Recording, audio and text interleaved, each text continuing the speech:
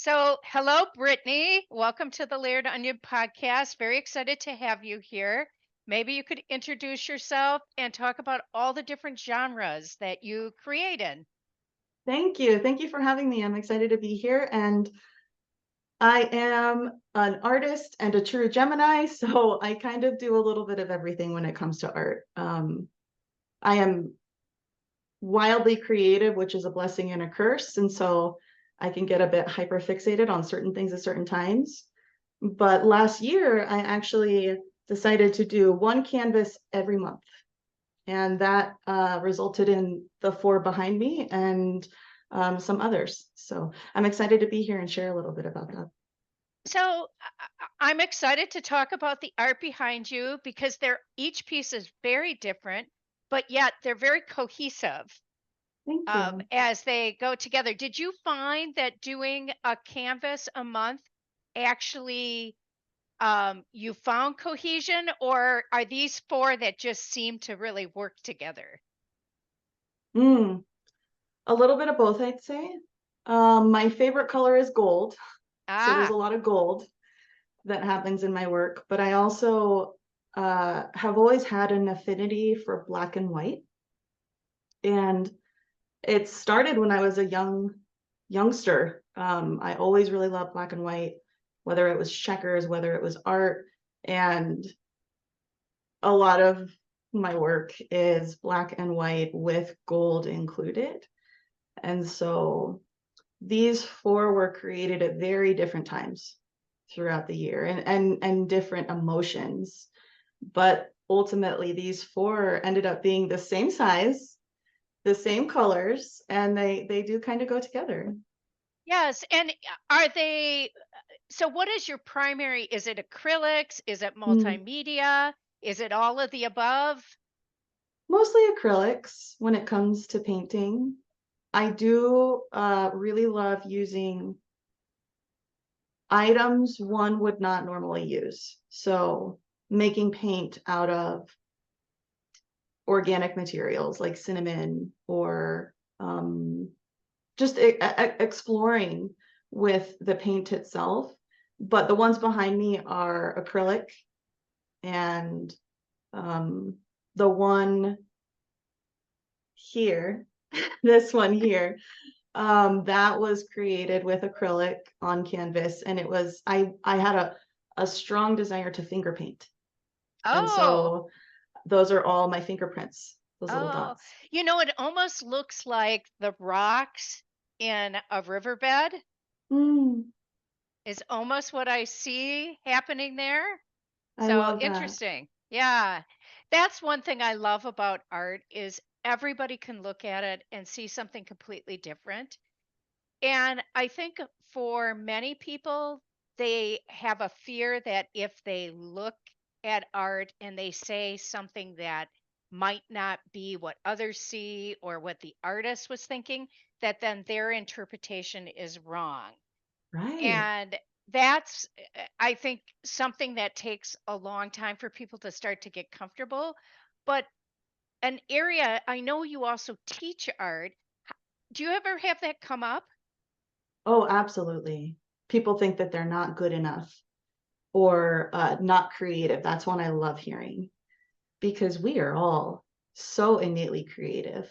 We create our coffee in the morning. We create conversations like this. We create energy in spaces. Um, so for me, when I hear that, it's sort of like a challenge of I can't wait to prove you wrong. And I really believe that creativity is not developed, it's lost. And so tapping into that intuition, it's a very intuitive thing of what you see first is best. What you see first or what you want to do first is correct. Meaning, if you see gold paint, I can't help myself. If I see gold paint, I have to do something with it. And that is going to be different for everybody. And that ultimately is why art is so powerful because whether you're doing it or you're viewing it, your interpretation is correct. And the fact that you see rocks from that painting, that was not what I was trying to do, Mhm. but it's how you're interpreting it. It's beautiful. Right, right. And I think that's so I, like many, would have never said that out loud because I was Mm, afraid I was, I might have said it wasn't really till I painted and I do a lot of abstract mhm, and I realized that what I saw was not what other people saw and I sometimes like their interpretations better. mhm.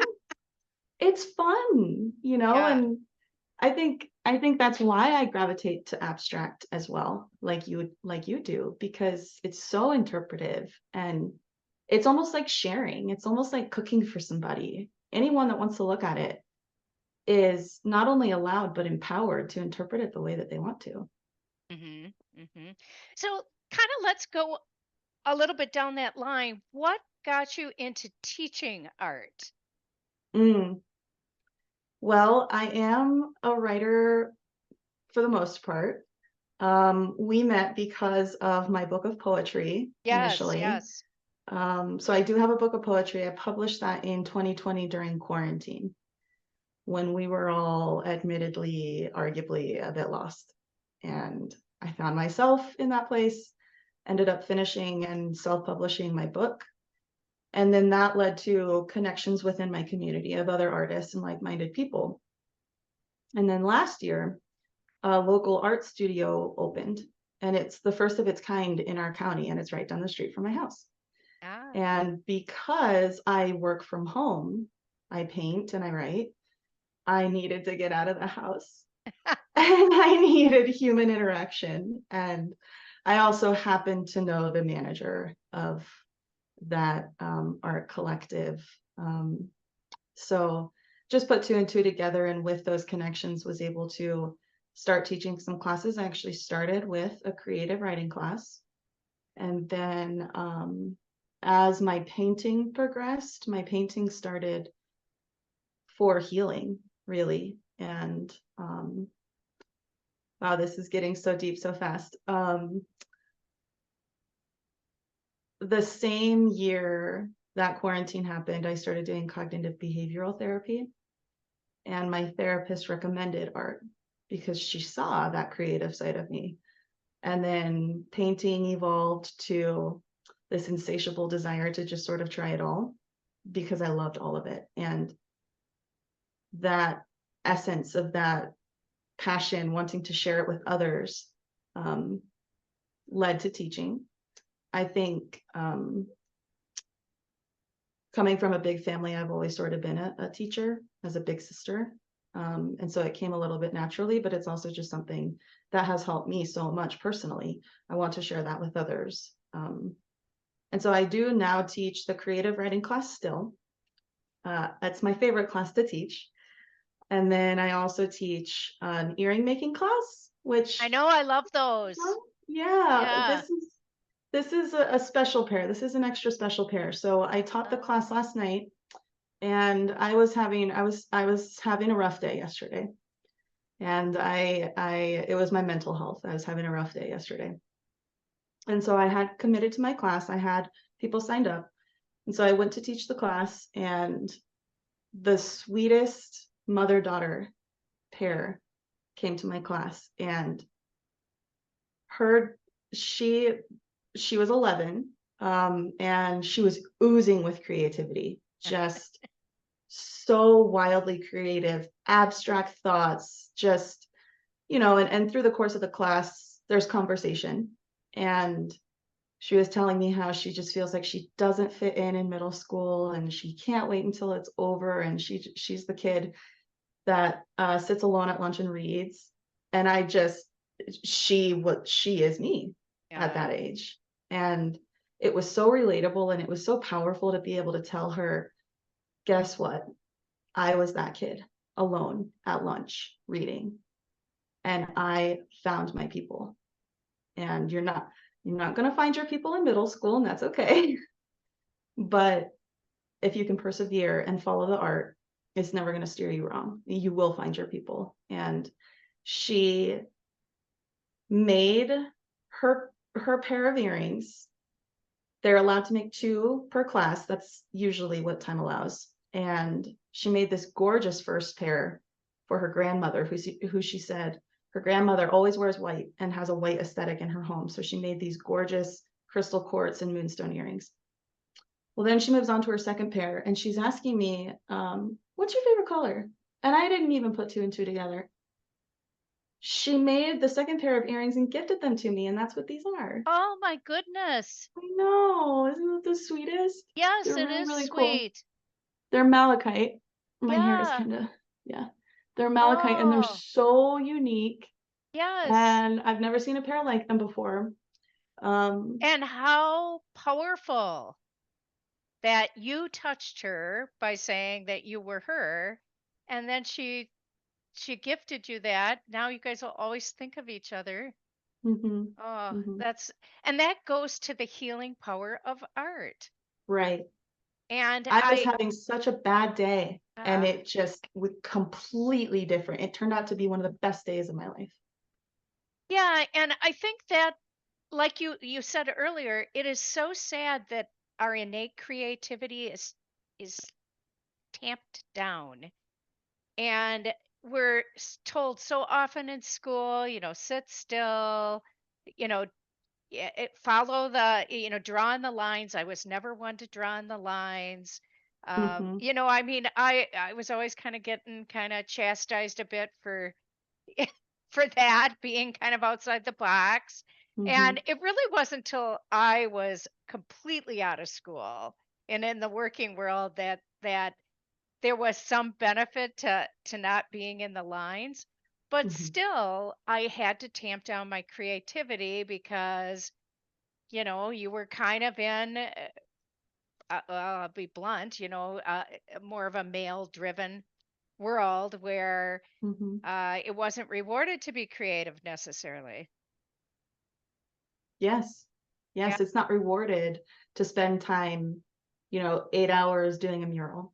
It's not something that you learn in generalized public education. It's changing a little bit as we recognize the power of things like Montessori education and how important art is. But being able to teach locally, it makes connections like that of kids that may, that day may have a ripple effect. And that's why I love teaching because I just don't want to keep all the art to myself. There's so much to create, and I want people to just keep creating. We need it. Our world needs it. Right, absolutely. So I know another class that you teach is botanical Mhm. painting, and I saw on your Instagram kind of an example of that. But could you explain that a little bit? How you do that with the class? Sure, yeah, that class is a crowd pleaser. I've done that class for many different uh uh personalities. And what it is it was I was eating a dragon fruit one day and it got on my shirt. But dragon fruit is a gorgeous color, and so instead of getting upset, I just stained the whole thing on purpose. And then I thought about grass stains and how grass stains are just impossible to get out. But what if you do that on purpose? And that turned into trial and error. And then when I figured out the best process, it is now a class that I teach where I get um, tea towels. They're kind of like bandanas, just with no print on them. And they're 20 by 20 squares of fabric. And we lay them out on a table. And then we take flowers from the grocery store that they're just going to throw away. I go there every Saturday. They see me coming, they know what I want now. And I take all the flowers they're going to throw away and I take them to the class. And then we use those flowers to, you can use the stems, you can use the leaves, you can use the petals, you could use the whole flower. And you lay that out on the fabric in whatever design you want. And then we put contact paper over all of that to stick it down and keep the petals or whatever in place. And then we use river rocks to roll over the plant material and express the chlorophyll with the pressure of the rocks and your muscles to express the dye naturally. And what you're left with is a really beautiful almost like Monet watercolor effect on the fabric, and it stays that way. So people have made it into pillows, um, handkerchiefs, bandanas. But it's really fun and everybody loves doing it. And I'm always impressed with what people come up with. Well, I love this because literally about a week and a half ago, I was helping my son clean his apartment because he Mm, desperately needed it. you're a good mom. And I'm going along spraying, and I happen to have on a royal blue lightweight sweater that I really loved, right? And all of a sudden I look down and there is bleach stains. And I said to No. him, it was a vinegar kind of like spray. I'm like, did you put bleach in here? And he goes, yeah. So now Oh, I need to take that sweater and find a way to do what you're talking about. Take the yeah. stain and go with it. And turn it into art, Yes, yes. you I'd know? been thinking because I just love that sweater that I got to come up with something. Oh, And yeah. You and know, go ahead. something else I've been really into lately is bleach. Ah, And and it's a whole other thing, right? You need to wear a mask and make sure you're in a ventilated area, but I took a sweatsuit recently and just on purpose. It started as an accident, right? I was cleaning with the sweatpants on and then I just went for it. And it's so much fun.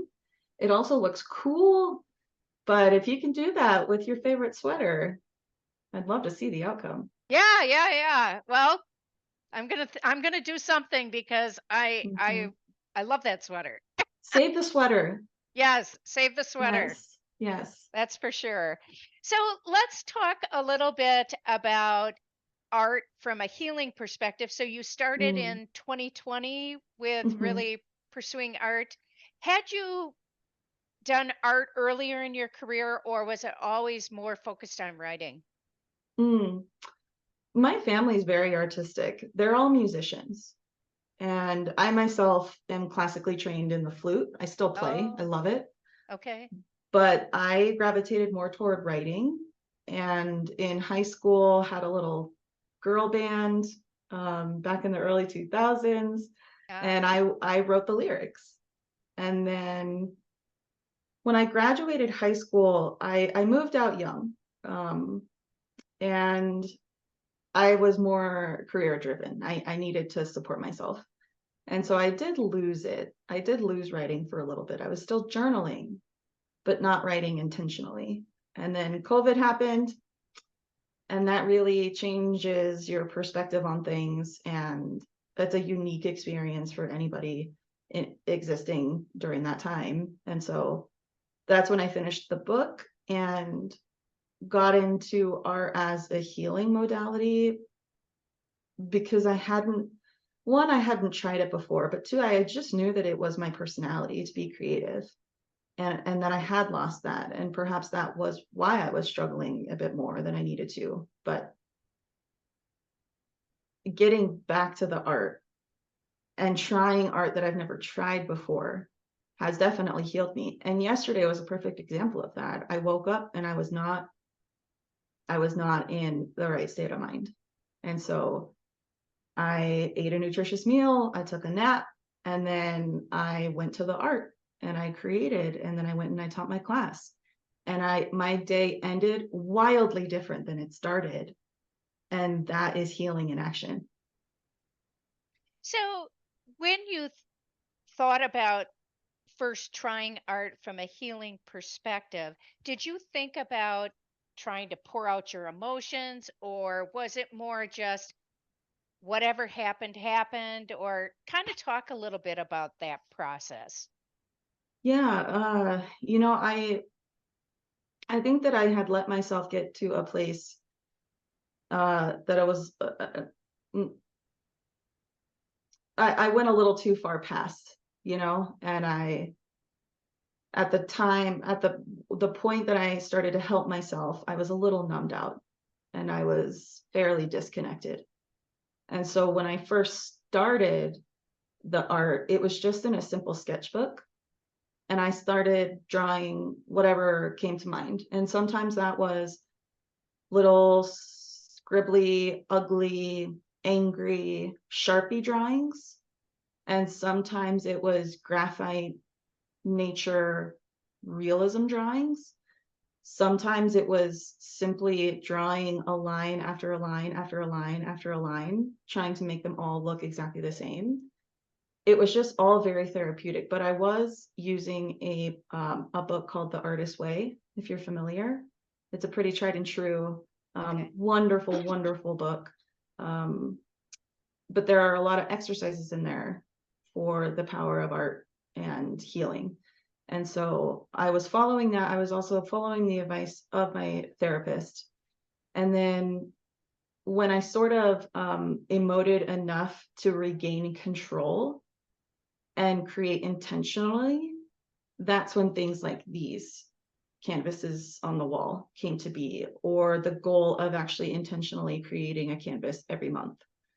And then ultimately, it all sort of is, at the end of the day, abstract and expressionist, you could maybe argue, but none of it is exactly the same.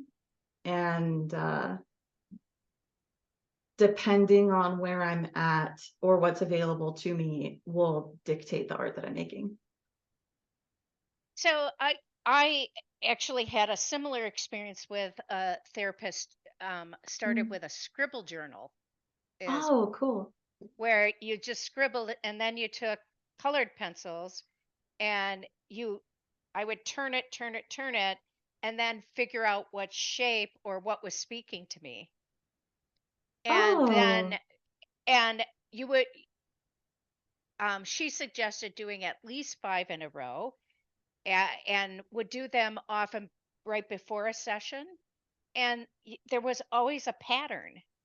It was very interesting. that is fascinating. Yeah, there was always a pattern that even when you were doing it and then coloring, you didn't realize till, you know, you were had gone a couple in, and then you're like, "Oh, for whatever reason I keep seeing animals or I see this or whatever, you know?" Mm-hmm. Um and I found really like you that that healing path of going from that to I tried watercolor. It's too touchy.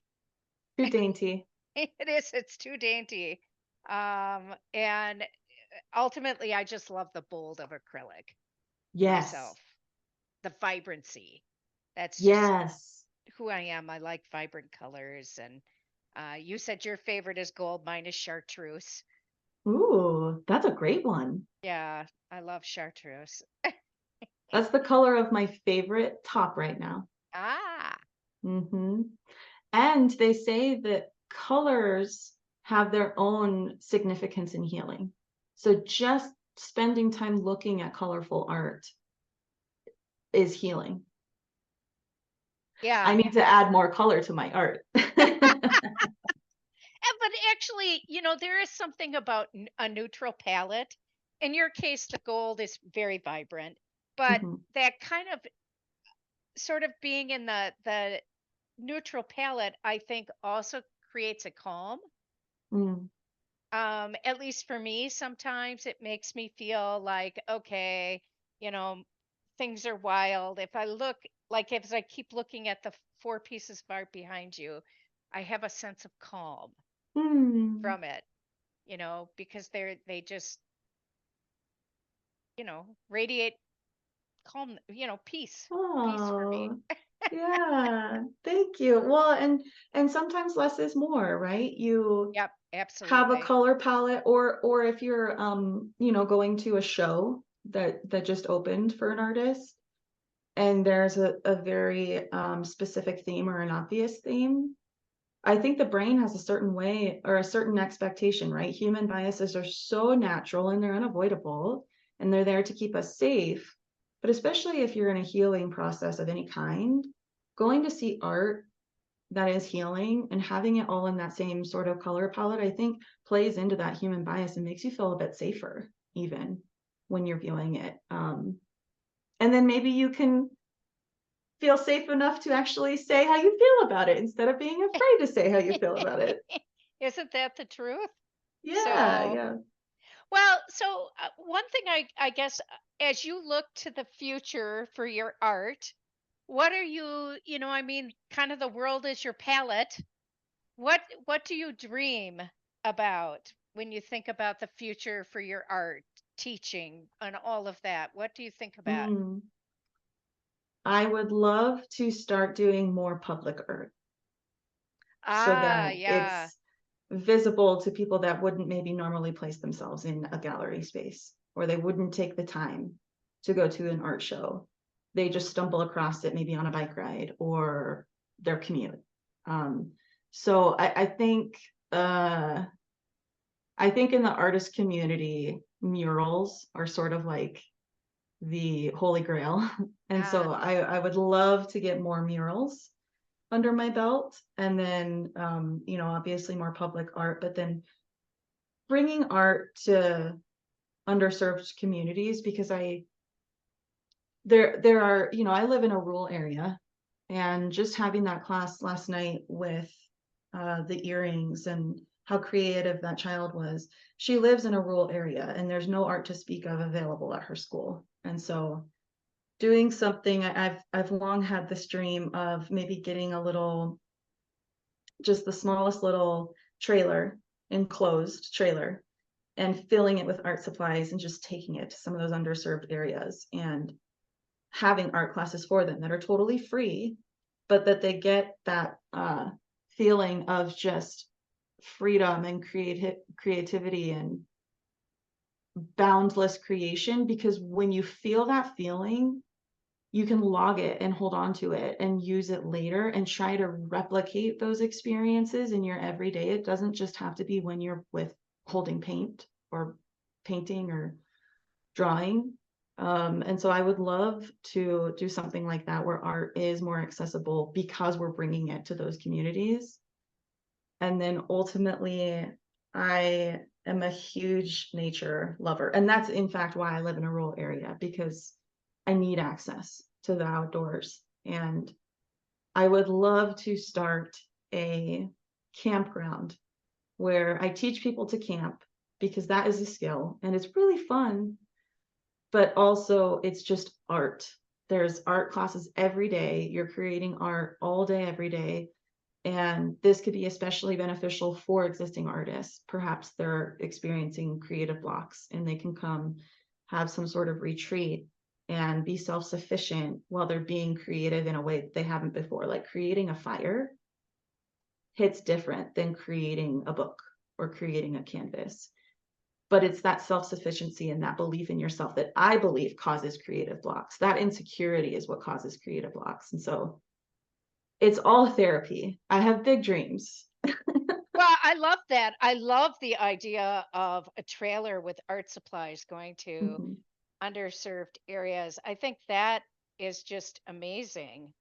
Um, and, I see so many grant opportunities. I think that would be actually a good one for sure.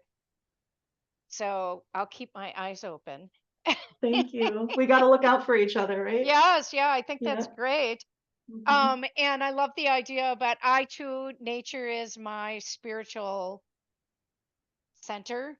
It's your church. Yeah, it is. Mhm. And I was just north this weekend, and that Good for is, you. yeah, that is for me just where I find my center and my peace.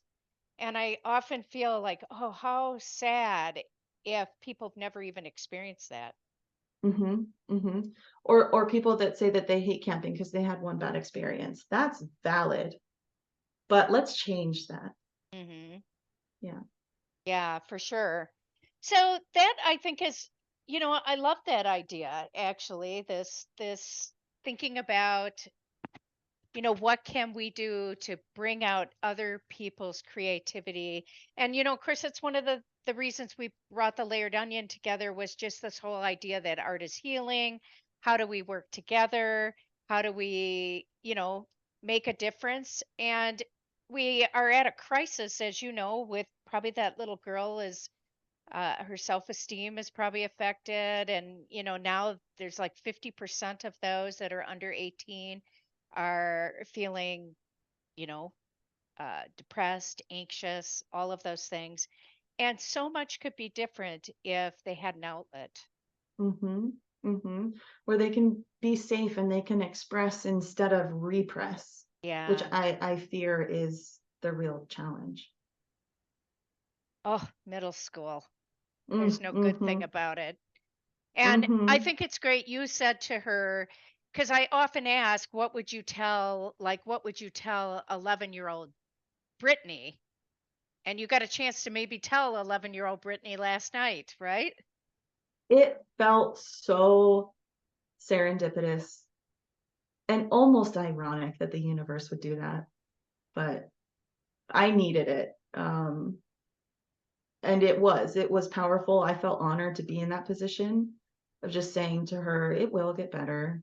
And middle school is your present right now, but it is a blink in the grand scheme of things. Oh, and it's so hard for young people to know that. And of course now 5 years blink in a blink of an eye are gone. Hmm. It's really incredible. Well, Hmm. the blink of the eye, our time is gone.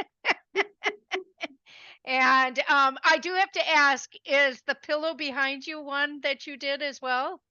The Oh, I wish. oh, I love that. I know. It's I been know. They watching are me. so cool. Yes. Yes, I do. I also, since I've been a child, I've always had a thing for eyes. I'm not sure why, but they're the window to the soul, as they say. Well, I know you have some on your website, so I wondered if that I was yours. do. Yeah. Yeah, in fact, my logo is an eye. So my artist sort of like moniker is an Yeah, eye. yeah. Yeah, and this is a mosaic that I did recently. It's so cool. Yeah. And that's why I thought, "Oh, maybe that was yours." So, Yeah, yeah, yeah. yeah. Maybe I'll get into textiles someday. Oh, well, that would be great. Actually, I just recently talked to Lauren Allen, who's a photographer who does textiles. Oh, And their display for their senior thesis was just really a wow. oh, I'll have to check Their that use out. of textiles. So Yeah. that's a good next step. There we go. Yeah, yeah. You can start weaving your own yarn. Hey, stranger things have happened. Well, thank you so much for joining me. I really appreciate it, and look forward to talking to you again. Likewise, it's been an absolute pleasure. It's always good to see you. Yeah, good to see you. Thanks. Thanks.